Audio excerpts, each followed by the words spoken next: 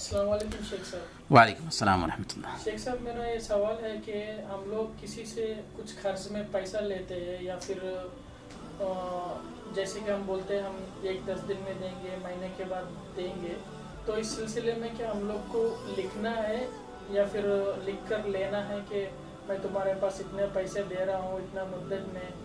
تھوڑے لوگ بولتے ہیں کہ تم مسلمان ہیں، تم میرے کو معلوم ہے، تو لکھنے کا ضرورت نہیں ہے، مجھے یاد رہتا ہے، تو اس سلسلے میں ہم کیا کریں؟ جی بہت اچھا سوال ہے۔ دیکھیں، خاص طور پر جب لین دین کرتے ہیں نا، تو لین دین کے حوالے سے اسلام کی تعلیم یہ ہے کہ اس کو لکھ دیا جائے، چاہے یہ لین دین اپنے سگے بھائی سے ہی کیوں نہ کر رہی ہوں۔ اللہ تعالیٰ فرماتا ہے اپنی کتاب میں، آیت الدین قرآن کریم کی سب سے بڑی آیت ہے، اس میں اللہ تعالیٰ فرماتا ہے یا ایھا الذین آمنوا اذا تداینتم بدین الی اجل مسمی فاکتبوا، کہ اے ایمان والو جب تم کسی کے ساتھ لین دین کا معاملہ کرو ایک متعین مدت کے لیے تو اسے لکھ لو۔ یہاں پر یہ بات نہیں کہی گئی ہے کہ آپ اگر اپنے کسی سگے بھائی سے ایسا معاملہ کرتے ہو تو لکھو نہیں، آپ کسی دوست سے ایسا معاملہ کرتے ہو تو لکھو نہیں، بلکہ سب کے لیے ہے کہ لین دین کا معاملہ ہے تو اسے نوٹ کر لیں، اور اس کے بہت سارے فوائد ہیں۔ آج اسی کی طرف دھیان نہ دینے کی وجہ سے بہت سارے مسائل پیدا ہوتے ہیں ہماری زندگی میں۔ کسی نے ہم سے قرض لیا اور ادائیگی میں کوتاہی کر رہا ہے، کیوں؟ ایک بنیادی وجہ یہ بھی ہے کہ ہم نے تاریخ نہیں لکھا۔ لین دین کرتے وقت ادائیگی کی تاریخ لکھنی چاہیے تھی، اور اگر وہ کوتاہی کرتا ہے ادائیگی میں تو اس کا مواخذہ کرنا چاہیے۔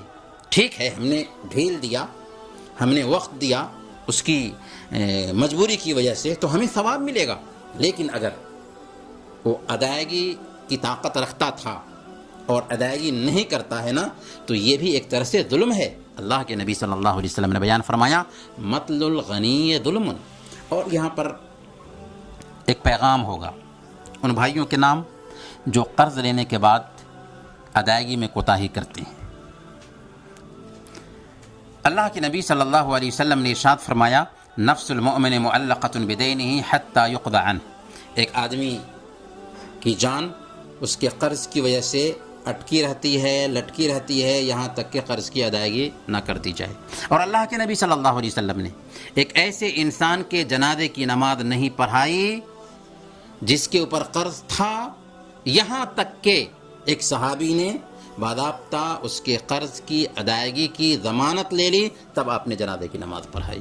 اس سے آپ اندازہ لگا سکتے ہیں کہ قرض کی کیسی سختی ہے، بلکہ سختی ایسی ہے کہ اللہ کے نبی صلی اللہ علیہ وسلم نے سنن نسائی کی روایت کے مطابق محمد بن جہش رضی اللہ تعالی عنہ بیان فرماتے ہیں کہ میں اللہ کے نبی صلی اللہ علیہ وسلم کی خدمت میں بیٹھا ہوا تھا کہ اچانک اللہ کے نبی صلی اللہ علیہ وسلم نے آسمان کی طرف دیکھا اور فرمایا ماذا انزل اللہ من التشدید، ماذا انزل اللہ من التشدید، ماذا انزل اللہ من التشدید۔ ہم ڈر گئے اور ہم نے کچھ نہیں پوچھا، یہاں تک کہ کل ہو کر کے اللہ کے نبی صلی اللہ علیہ وسلم سے ہم نے پوچھا کہ یا رسول اللہ آپ جو بتا رہے تھے کہ آخر یہ سختی کیسی نازل ہوئی ہے، یہ سختی کیسی تھی؟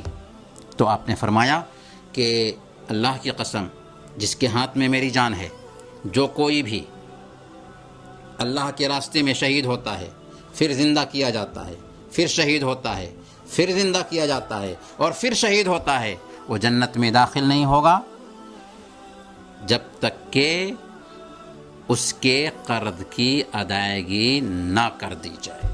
تو دیکھا کتنی سخت وعید ہے ایسے لوگوں کے بارے میں جو قرض لے کر کے بیٹھے رہتے ہیں اور اس کے حوالے سے سنجیدہ نہیں ہوتے۔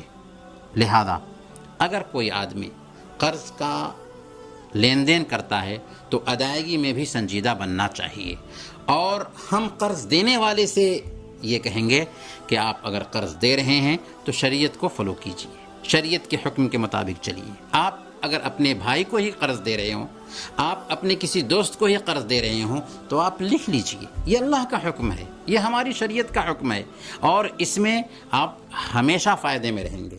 لکھ لیجئے اور اسے عیب مت سمجھیے. شریعت پر چلنا عیب نہیں، بلکہ اس میں ہمارا فائدہ ہے. اللہ رب العالمین نے بڑی سختی کے ساتھ میں اس بات کا حکم دیا ہے کہ ہم اگر کسی سے کوئی معاملہ کرتے ہیں تو اسے نوٹ کر لیں، لکھ لیں.